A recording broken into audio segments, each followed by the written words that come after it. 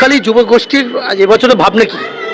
এবছরের ভাবনা আমাদের থিমের নাম বুনন, হাতের কাজের উপর গোটাটাই হবে।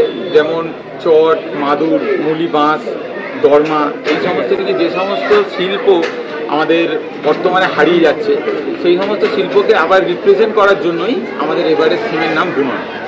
এটা ভেবে নিলেন কেন, কি কারণ?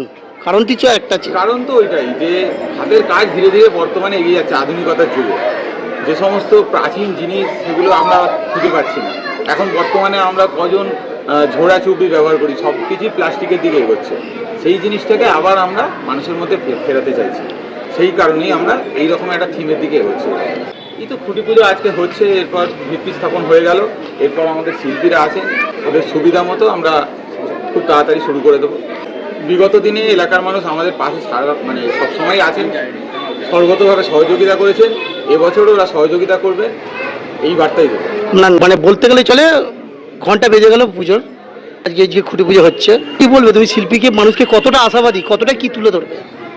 আশাবাদী আছে 100% যে আমরা যে থিমটা চুজ করেছি বুনন, সেই বুনন তো এখন তো ওই ঝোড়া চুপড়ি থেকে শুরু করে সবই তো আস্তে আস্তে উঠে যাচ্ছে, সব প্লাস্টিক ছিল, প্লাস্টিকের মাধ্যমে যাওয়া হচ্ছে। ওই জন্য আমরা চিন্তা ভাবনা করেছি বুনন এমন একটা জিনিস যে সব কিছুর মাধ্যমে একটা মেলবন্ধন সৃষ্টি করা, এই মেলবন্ধনের মাধ্যমে মানুষকে একত্রিত করা এবং প্রত্যেক অনুষ্ঠানগুলিকে সবাই মিলেমিশে করাটা, এটা হচ্ছে বুননের।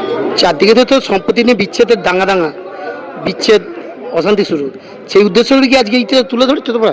সেই উদ্দেশ্য বলতে চেয়ারে প্যারেজের রাগারাগি হানাহানি হচ্ছে, সেই জিনিসটা থেকে আমরা বেরিয়ে এসে বিভিন্ন রকম মানুষকে কাজে টানার চিন্তাভাবনা আছে, মানুষকে একে অপরের প্রতি ভালোবাসার টানার চিন্তাভাবনা আছে। সেই হিসেবে আমরা নাম দিয়েছি বুনন।